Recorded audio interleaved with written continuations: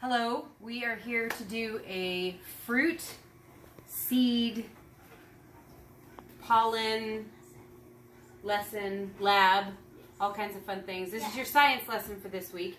And we have a whole bunch of things to demonstrate, so we're going to just go ahead and jump right in. The first thing you need to know is the structure of an actual flower. I do have some printouts for you so that you can print them out and go along. We have a lot of different parts to a flower, and you see a lot of different flowers here. You can go ahead and come closer, please. You notice with some of these flowers, you can see really obvious, pretty petals. This one has 5 petals. These little bitty things around this that produce pollen are called stamens, and this one dark red in the middle is the pistil. Stigma, style, and ovary all make up the pistil. We'll get to those parts in a second. Something like this, the petals are not necessarily as obvious. There are petals. They are very, very tiny, and you can actually see little tiny anthers in there that are producing pollen. This happens to be goldenrod, which I'm allergic to, which produces a ton of pollen. This is from a maple tree, and you can see it's got little stamens in there that are producing maple seeds. This one has already gotten almost past the flower stage and has started to produce seeds. You see those little winged maple seeds are starting to grow, but in the center you see those little tiny anthers. Those anthers are going to be present in almost everything that we see that is a flower. We're going to go ahead and cut open one of these really big ones and take a look at what we see. Flower dissection at its finest. All right, so when we open this up, we see these dark purple things are producing pollen. This thing at the top is the stigma, and that's where pollen is received. Style is the vertical part of that.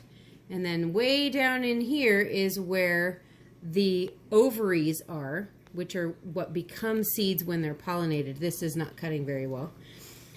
If we look at this carnation, we take it apart, we start to see these little stamens down in there, and then the stigma on this one is really long, and that's to get outside those pretty petals. And then down underneath here, we see this swollen ovary, and inside that are all the little ovules that become seeds. Now on some flowers, like this one, that we're going to try and cut open here, the ovary is actually underneath the flower itself. So if you look at these petals, these dark specks on this one, just like the dark specks on this little violet, are actually seen in ultraviolet light by bees. They're like landing lights that tell them where to come and find the pollen and the nectar, which is kind of cool. Our anthers and filaments that form the stamens. We have the top part, which is, this is actually 3 separate stigma, style, and the ovaries way down here below the actual flower.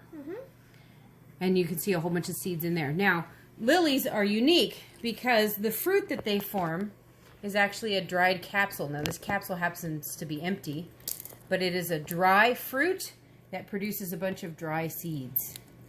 And that is a capsule fruit. And there's a lot of the lily family produce this.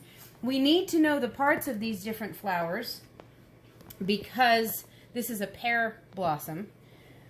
Because knowing how many petals and how many stamens and anthers help us to identify it, but also these parts are going to come in handy later when we talk about ovaries and ovules, when we talk about the receptacle, which is the swollen part underneath the flower, this little bulbous part right there. That's actually the receptacle, and in many cases that is what is actually becoming the fruit. So if we look at something like an apple is a pome fruit, which means that it's dry and papery on the inside. You never want to eat the core because it tastes papery, right? This outer line right here is the actual fruit. You can see in here we actually still have some stamens from the flower. The flower is on this side, and this is the receptacle that has become the accessory fruit. So this was the ovary with the ovules inside it that became the seeds, and all this flesh on the outside of it was the receptacle that became additional fruit. The plant produces something sweet and yummy so that things eat it and distribute its seeds everywhere. We have lots of different kinds of fruit. With a strawberry, it's kind of cool because The fruit itself are these little itty bitty tiny seeds. This is the fruit. It has a fruit around it and a seed inside it. So where did this big fleshy pile come from? It came from the receptacles of the flowers that all joined together to make a big accessory fruit. Something like this is a raspberry. Is called a multiple fruit. So this was one flower that had a whole bunch of different ovaries, and all those individual ovaries have individual ovules. There's a seed in every tiny one. So that's one of the reasons that raspberries have so many seeds in them. Something like a pineapple, all those little individual parts on the outside of a pineapple came from a totally separate flower. So that is not a multiple fruit, it's an aggregate fruit, where all of the flowers came together and formed one giant pineapple. Where SpongeBob lives, right? Yeah. Okay. All right. So, parts of flower, different kinds of fruit. Now, this special fruit, what's this one called? An orange. Well, yes, but, shoot, it's a Hesperidium, I think is what it's called. And each of these individual sections were sections in the ovary. And each one of these would have 1, 2, or 3 ovules in it that would produce seeds, which is why you see seeds in individual sections. The cool thing about oranges and what makes Hesperidiums unique is that if we take sort of the papery outside off of this section, if we can do it really carefully, you'll see that there's all these little individual little bubbles. And people like to pull these apart. Let me see if I can do it without smushing it. I don't know if I can.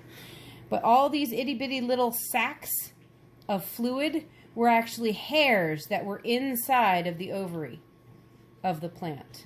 I don't know if you can see how well you can see those, but I know you've taken apart an orange. Every single one of these, it was a hair inside an ovary, and it swelled with sweet juice to make it more attractive so that things would eat this and distribute the seeds of the plant. I'm going to eat this. It's yummy. Now, another type of fruit that we have, we talked about. Yeah. She wants to eat I strawberry. want to eat strawberry. Now, what kind of fruit is it? It's an aggregate fruit. Yes. Okay. Are you going to distribute the seeds? No. All right. So we talked about pomes, which are apples. We talked about capsules, which are lilies. We have to talk about berries, right? Because when you think strawberries, you think berries. Well, really, a tomato is a berry. It's a single flower that produces a single fruit that is fleshy, that has a bunch of seeds inside of it. Blueberries are just about the only berry that is actually a berry, because we talked about blackberries and raspberries being multiple fruits and strawberries being aggregate fruits. A tomato is actually a true berry. Cucumbers are berries. Bananas are berries. Technically, a lot of vegetables are berries. But cucumbers and melons are a special kind of berry called a pepo, which means it's got a rind on the outside of it. And they tend to not be sweet, and their seeds are built a little bit differently. Okay. So my peepo can talk to your peepo. Ha ha ha ha. The next thing we need to talk about is drupe fruits. And everybody knows what this is. This is a nectarine. And nectarines have pits. They're really hard. Cherries have pits, things like that. Technically, this is a drupe. This is a hard seed at the center of a fleshy outer cone. Walnuts are the same way. Pecans are the same way. Pistachios are the same way. A lot of the nuts that we know of as nuts aren't true nuts because they don't produce a hard fruit. Those are things like chestnuts and acorns. Those are true nuts. This is a drupe, just like your nectarine.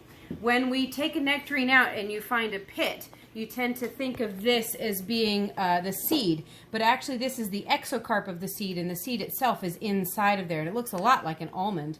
Some of these actually contain toxins, so we don't recommend that you eat them as nuts. But this hard, stony fruit on the inside of this is actually the part of the fruit, is what classifies this as a drupe fruit. That's the kind of fruit that it is. We also have caryopsis, which are grains, so your popcorn kernels are caryopsis. It is a hard fruit that encapsulates a seed. I have this really cool little demonstration, or a little example, I guess I should say. We'll clear this off a little bit.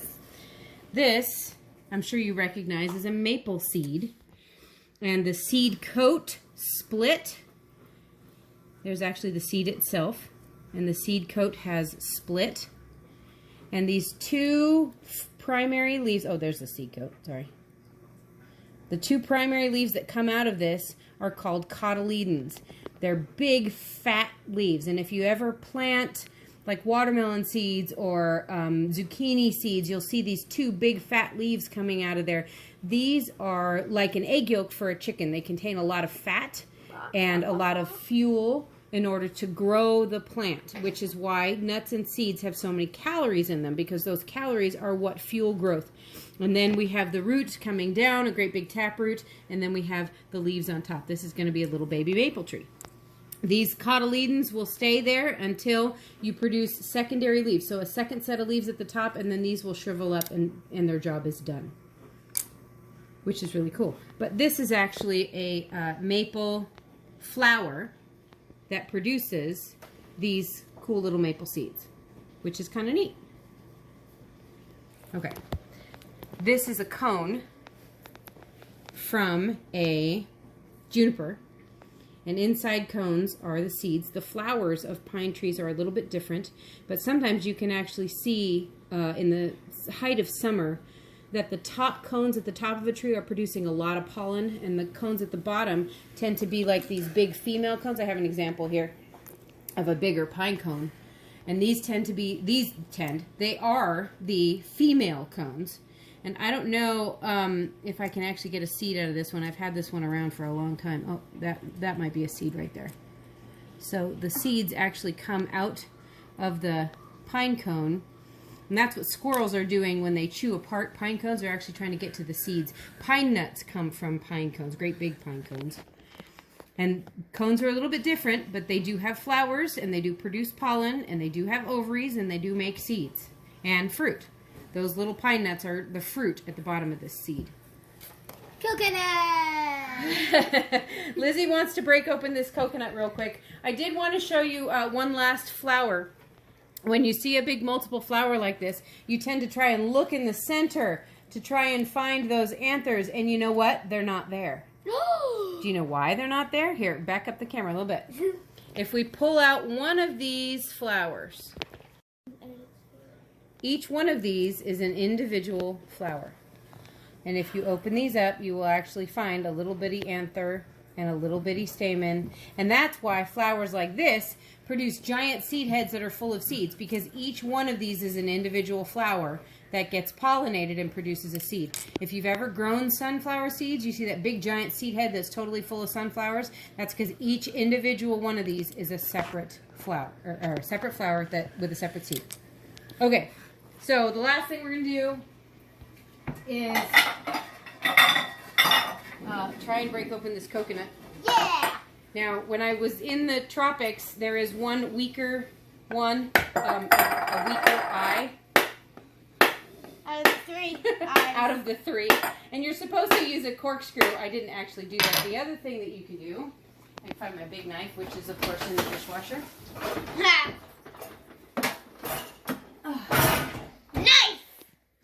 You actually whack it with the back of the knife, and you rotate it. Oh, you hear it sounding more and more hollow? There it goes. It's dripping. It's dripping. There's the drippies. Ooh, it's splattering all over me. There it goes. And there we go. We cracked your coconut open. Yay. And again, this is the hard seed at the center of a drupe fruit. And coconut fat contains a lot of calories because these are going to fuel the cotyledon growth of a new coconut tree. Thank you for watching. Take apart your flowers and your fruit and use the worksheets to try and figure out what kinds of flowers and fruits they are. Enjoy. Are you eating it? Yummy. ASMR. Now, I don't know how to put